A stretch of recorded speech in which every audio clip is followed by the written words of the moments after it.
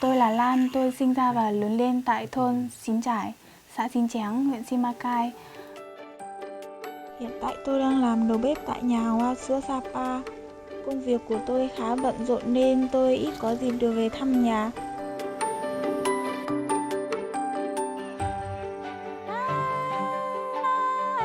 Dù đi đâu về đâu thì tôi vẫn nhớ đến cái khói bếp lửa, nhớ những câu chuyện và những làn điệu dân ca mà mẹ tôi hay hát.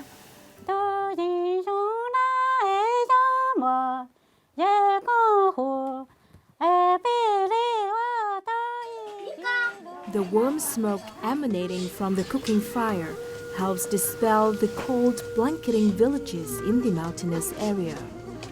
The area around the cooking fire serves as small playground for children during the cold. The fire provides the warmth to the elderly during the winter. The cooking fire is also used as a method to preserve food. Smoked dishes from cooking fire have become a unique feature of the cuisine of Vietnam's northwest region. I'm sitting in the kitchen by the Hmong ethnic group in Simacai district of Lào Cai province, and this is my first time experiencing this. Everything is just so cozy, so warm and authentic. As you can see, the smoke here, the corn hanging on the wall, and the smoked porks. So this is definitely the best way to avoid the cold in the mountainous area. Welcome to our fine cuisine in Lào Cai.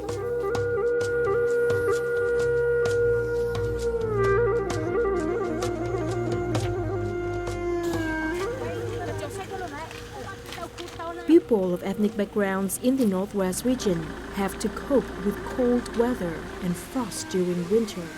Therefore, the cooking fire in their kitchen is not only a symbol of life, but it also represents the vitality of human being against the harshness of nature. Cái bếp lửa thì nó đóng vai trò rất là quan trọng, không chỉ đối với tôi mà nói rộng hơn là đối với tất cả các dân tộc Dao, Thái, rồi Thu Lao, Nùng. Ở trên vùng Tây Bắc này thì thời tiết không được ấm áp, mùa đông thì rất là lạnh, nên là cái bếp lửa lúc nào cũng được đốt lên để ấm áp. Khi như là tôi đi học về thì nếu mà nhìn thấy cái bếp lửa mà sáng rực lên thì tôi sẽ cảm thấy một cái niềm hạnh phúc mà giống như là ngôi nhà của tôi chào đón tôi. Cái bếp lửa thì hơn nữa là nó đun lên những cái món ăn quen thuộc mà nuôi tôi từ khi còn nhỏ. Mỗi khi có dịp về là tôi lại thích được đi chợ phiên. Chợ phiên ở Xín Chén họp vào thứ Tư hàng tuần. Nhiều người thì cứ thắc mắc sao chợ ở đây lại không họp vào cuối tuần như nhiều phiên chợ khác. Thế nhưng theo tôi thì đơn giản là để không trùng với những chợ phiên khác thôi. Chỉ riêng điều ấy đã là nét đặc biệt riêng của chợ phiên Xín Chén. Chợ ở đây không lớn và quy mô lớn như ở chợ Sapa hay là chợ Bắc Hà, nhưng mà chủng loại các mặt hàng ở đây thì không hề thua kém. Từ những loại rau xanh, củ quả rồi cũng được đồng bào trồng trên nương rẫy cho đến các loại con giống như lợn, gà, chó hay các loại váy thổ cẩm vô cùng đa dạng và phong phú. Nhân dịp về thăm nhà lần này cũng vào đúng dịp có phiên chợ, tôi lại mua thêm ít thịt để bố tôi làm thịt gác bếp. Smoked pork is a traditional food of Highlanders and Hmong ethnic group in particular. If you visit different villages and communes during the New Year time, you can find smoked pork and smoked buffalo meat in almost every household. Người ở trong làng này nói riêng và người Mông ở Simacai nói chung thì làm món thịt treo này không cần phải dịp Tết hay dịp đặc biệt nào. Nhà nào có điều kiện mổ lợn thì lúc nào cũng có thể treo được. Còn bình thường ngày Tết, mổ lợn ăn không hết thì treo lên để sau này ăn tiếp.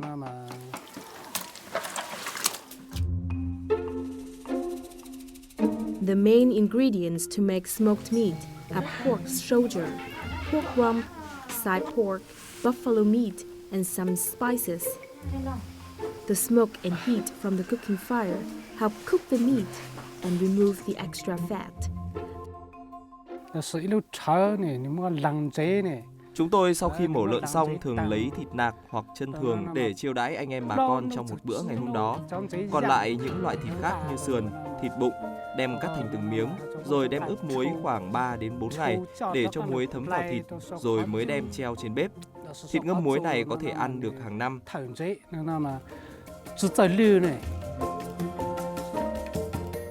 The hung up pork pieces are marinated with spices and dried up under the heat and smoke of the cooking fire.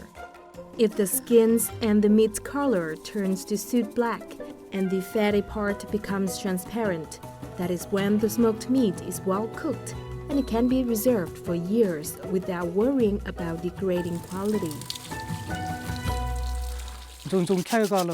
Muốn làm sạch thịt này thì rất cầu kỳ. Nếu như chân hoặc đầu thì mình phải đốt cho nó vàng ra, xong rồi lấy nước nóng để rửa qua. Nếu là thịt thì cũng phải rửa bằng nước nóng nhiều lần, rồi lấy bàn chải cho sạch những bụi đen đó đi, rồi lại rửa lại bằng nước thường từ 3 đến 4 lần. When the meat is dried, Hmong people have several ways to cook smoked meat, but the most common way is to cut the meat into thin slices and stir fry them. Về thịt hun khói thì mình có thể làm ra nhiều món. Như mấy món mà em làm thì đấy là em áp dụng theo cái công thức mà em đi học ở ngoài. Đấy không phải là làm cái món truyền thống mà nhà em hay làm. Nhà em là mình chỉ rang khô lên ăn thôi.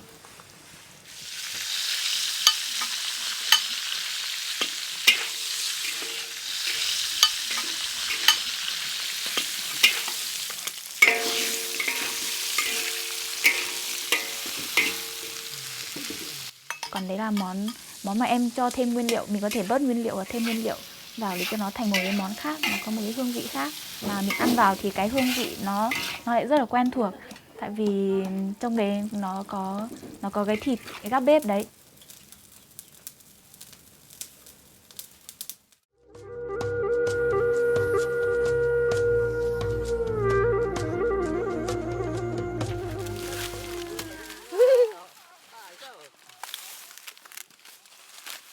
The Hmong people often live in high mountainous areas, which aren't suitable for rice cultivation.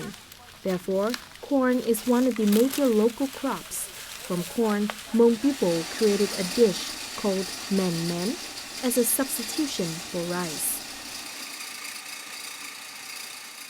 Về cái món mèn mén thì nó rất là quen thuộc và đây là món chủ yếu mà ngày xưa thì các cụ hay ăn. Hầu như ngày xưa là chỉ có ăn món này thôi, ăn thay cơm. For the Hmong people, dedication and patience are two important qualities to create a unique style of cuisine for the Northwest. Apart from smoked meat, men men is an indispensable dish for family gatherings. Tuổi thơ của em thì cũng gắn liền với cái món này.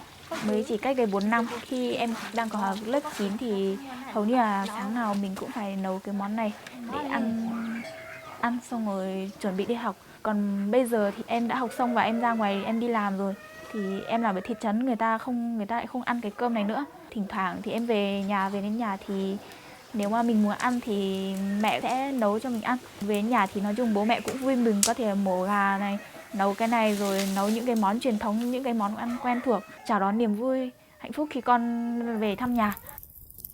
It's not difficult to make men men. However, the cooking process is meticulous and time-consuming. The corn powder is then stirred and poured into the pot to be steamed. Those that are experienced in making men men usually do not rush. They have to watch the fire carefully to make the most delicious men men. Em đi học ở ngoài thì bình thường em cũng học công thức Âu nhiều. Nó chủ yếu là cũng liên quan về mấy cái bột này. Em làm cái bánh ngô này, nặn thành viên rồi chiên lên ăn bình thường như kiểu ăn bánh rán. Thế nhưng mà ăn nhìn thì nó giống như bánh rán nhưng mà ăn vào thì nó lại có một cái vị khác. Nó rất là thơm cái vị của ngô.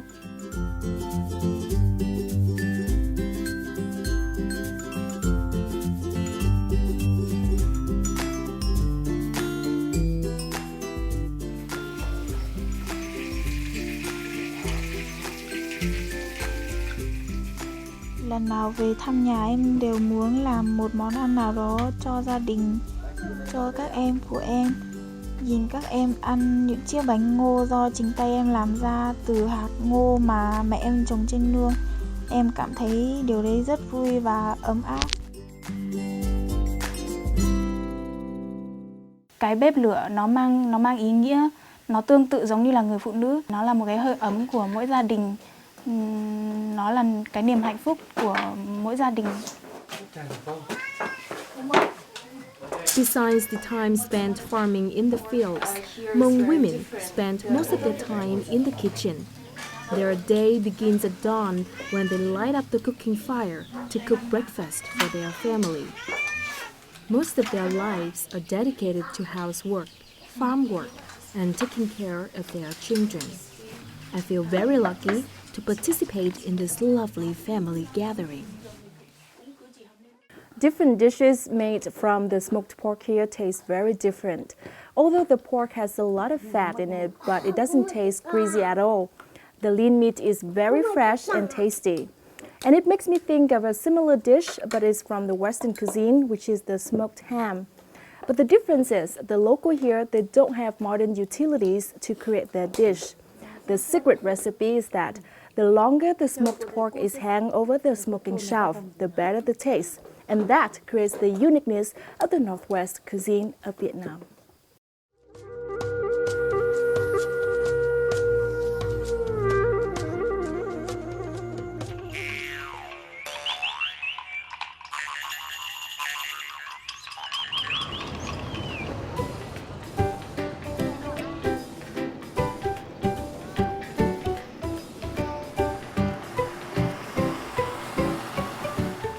So today I'm wearing the traditional costume of the Black Hmong ethnic group. There are many of them in Sapa, and Lan, she's wearing her traditional clothes of the Blue Hmong ethnic group, and we are walking around a weekend market to enjoy the very busy and bustling atmosphere here. After a few days off from work, Lan will have to return to Sapa to work. Although she's very busy, she still manages to take me to the weekly market in Sapa town. Hmong men and women all love to eat thang co and have a few bowls of corn wine with their friends when they go to the weekly market. This is a common feature in the culture of Vietnam's Northwest Highlanders. While the lowlanders are very proud of their chicken or beef soup, also known as pho, people in the northwest region have thang co, which is made from different organs of a horse. And during the weekend market, they usually stop by thang co street vendor to enjoy the dish. Ăn thắng cố A Quỳnh bao giờ chưa? Lan ơi, thế món thắng cố này thì có từ bao giờ? Nó là một cái món phổ biến mà ở trên này có từ rất lâu rồi chị ạ. Nó là đặc sản của người dân tộc Mông. Các dân tộc khác như là Dao rồi Tày, người Nùng người ta đều có thể làm. Thì thường thì thắng cố sẽ được bán ở những cái chợ phiên. Bình thường ở trong chợ phiên hay là các dịp lễ gì sẽ có cái món thắng cố này ở trong chợ không thể thiếu đối với người đồng bào ở trên này. Hậu mình. Háo mình. Hậu tả. Háo tả.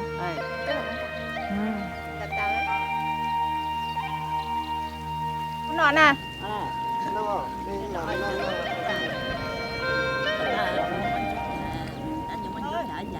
The recipe for making thang co is very simple.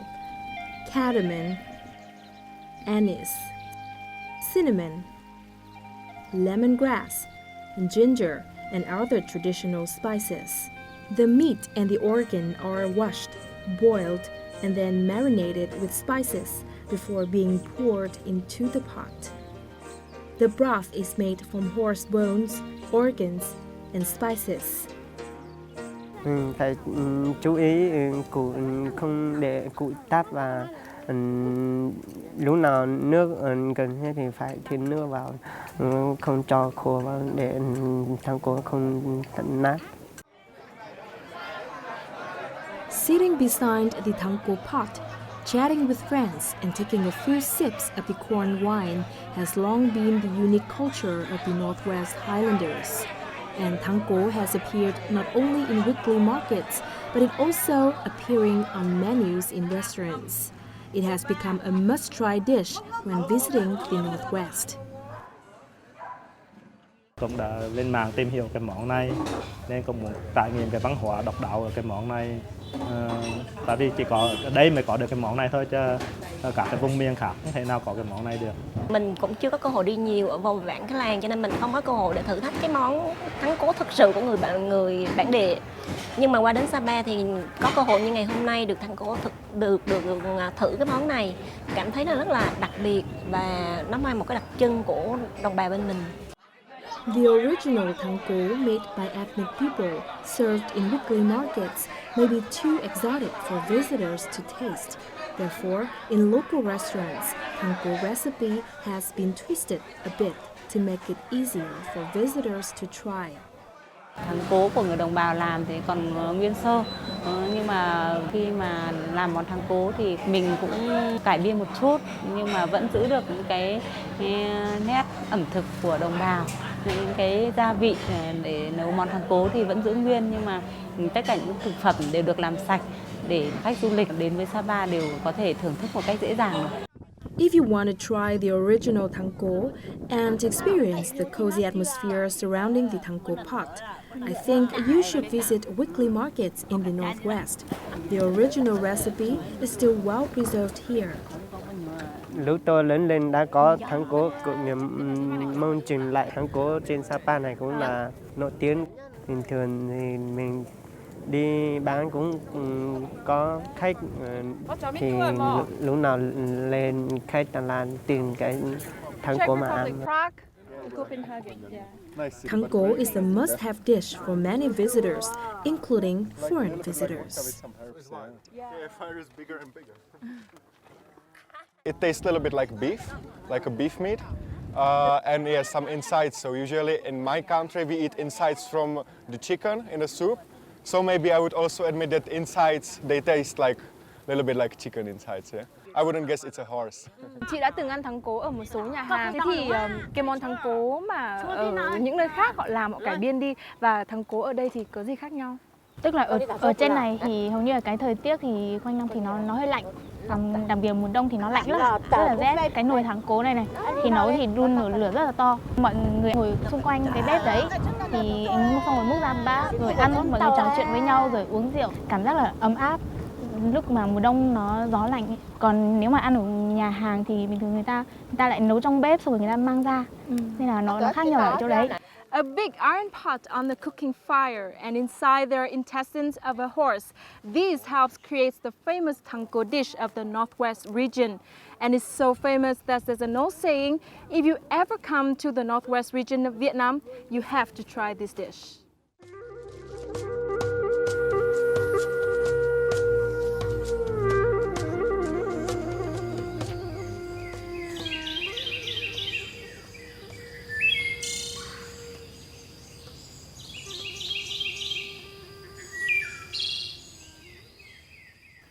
Smoked pork, as you know, also originates from the self-sufficient lifestyle of the local ethnic people. So usually a family has, or they can buy a pig, and during the Lunar New Year, they can make different dishes from that pig. And one dish that has a very similar cooking method like the smoked pork, that is the Northwest smoked sausage. In Mường Khương, the sausages made by Tusi people are very famous. This kind of sausage is unique because it is made from the famous Mường Khương pigs. Để tạo lên một cái lợn sườn rất ngon, chúng ta phải từ cách nuôi lợn, chúng ta phải chọn những con lợn lợn đen, sản của Mường Khương mình. Chúng ta sẽ dùng những cái thức ăn từ thiên nhiên, ví dụ như là từ bột ngô và từ rau củ các loại. Một con lợn đấy chúng ta sẽ nuôi trong khoảng 1 đến 2 năm. Mỗi dịp cuối năm là chúng ta sẽ dùng con lợn đấy để chúng ta sẽ làm món lạt sườn. At the year end, or when a family holds a special events, they kill their pigs to throw a feast to their local villagers. The main parts of a pig are usually cooked and served at the event, or hung up to make smoked pork. The intestines are saved to make sausages. Thế thịt lợn mà mình nhồi vào trong xúc xích thì mình lấy ở phần nào ở con lợn này? Chúng ta là dùng những cái thịt mông, gần đoạn mông ấy, thì những đoạn nào mà nó có thịt vừa nạc vừa mỡ thì chúng ta thái ra thì cũng, khi mà vung khói lên thì nó sẽ đẹp và nó ăn nó sẽ không ngậy. Thế còn phần lòng kia thì mình sẽ chế biến nó như thế nào ạ? Lòng này chúng ta sẽ rửa sạch, chúng ta chờ nhiên liệu để chúng ta nhồi vào. Đối với cái món lạp xưởng của dân tộc Tu Dí thì khác ở cái chỗ là gia vị, chúng ta phải dùng đầy đủ tất cả ngũ vị thì nó mới tạo được cái thơm ngon đặc trưng riêng của dân tộc. Thứ nhất là món ớt, món thảo quả và hoa hồi, quế và hạt dổi nữa. Một số các dân tộc khác thì nó sẽ băng nhuyễn thịt ra để chúng ta nhồi thịt vào để làm cái món lạp xưởng. Còn cái dân tộc của Tu Dí nói riêng mà cũng của các dân tộc của huyện Hương chúng ta phải thái 1 cm. Khi chúng ta nhồi vào và hun khói lên thì và chế biến thành phẩm thành món ăn thì khi chúng ta nhai vào thì sẽ tạo độ dai và độ giòn. Apart from meat, the other ingredient to make sausages is ground pork fat. All ingredients are well prepared before being stuffed inside the sausages. Mường Khương chili, famous for its spicy taste, is chopped very finely. The other spices are grilled. We grind them into fine powder. We mix all of the spices with the meat and add 3 more eggs into the mixture to help bind the ingredients. After the meat is well seasoned, we stuff the meat inside the intestines.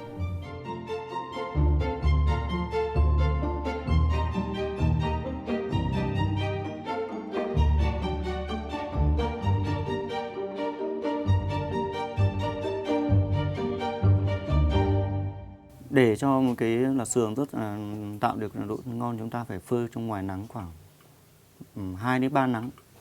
Sau đó người ta sẽ mang ra vào trong bếp để hun khói trong khoảng 10 đến 15 ngày. Cái món lạp xưởng chúng ta sẽ sử dụng được. Bình thường nếu mà chúng ta dùng lửa cách trong khoảng độ từ bếp cao khoảng 1,5 m, 1 đến 1,5 m. Đấy thì như thế thì cái độ khói của nó mới tạo ra sự đồng đều cho một cái món lạp xưởng. Besides the main ingredients mentioned, Tu Dí people in Mường Khương also use bagasse to put into the cooking fire. The smoke from the burnt bagasse helps create a dark, yellow, delicious coating for the sausages and enhance the taste of the smoked sausages. Cái mùi vị của cái lạp xưởng mà thơm ngon phải có khói của lửa, nó mới làm cho cái thịt đó nó có cái màu và mùi thơm. In the Northwest region, each household usually makes sausages for their own home. However, due to increasing demand, this dish is now widely sold in many local markets. Today, I go to Gok Meat Market in Lào Cai province to buy this local specialty as gift for my family. Cái này thì ăn chế biến như nào chị? Cái này về em luộc lên khoảng 10 phút, sau đó em bỏ ra em cho vào rán qua giòn cái vỏ này thì em thái lát chéo em ăn. Chấm với tương ớt, phải tương ớt của Mường Khương nó mới ngon. So, sausages from Mường Khương have been packaged like this to make it more convenient for tourists to bring home as gifts. And that helps the local specialties cross the local boundaries and become more popular.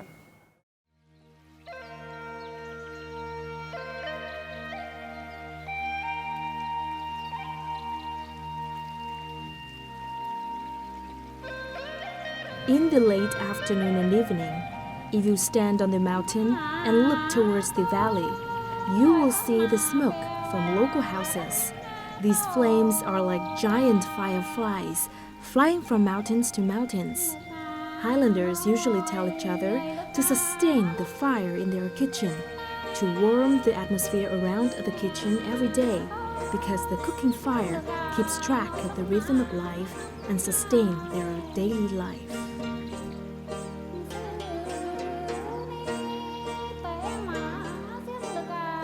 Khi tôi mới được sinh ra thì mẹ tôi đã bồng tôi xung quanh cái bếp lửa. Cho nên bếp lửa đối với tôi mà nó giống như là người mẹ thứ hai của tôi. Cái bếp lửa nó là một cái nhu cầu sống của mỗi dân tộc và mỗi con người của vùng miền núi. Ngoài ra có tác dụng tạo cái sự sum họp cùng mỗi gia đình. The cooking fire in the northwest region of Vietnam has become the symbol of warmness against the winter, of light against the darkness, of love and family bonding among people in the rural mountainous area. Also from this cooking fire, many smoked dishes have nurtured generations and generations of people of ethnic background. And it has inspired people like me to learn more about the culture of this beautiful land.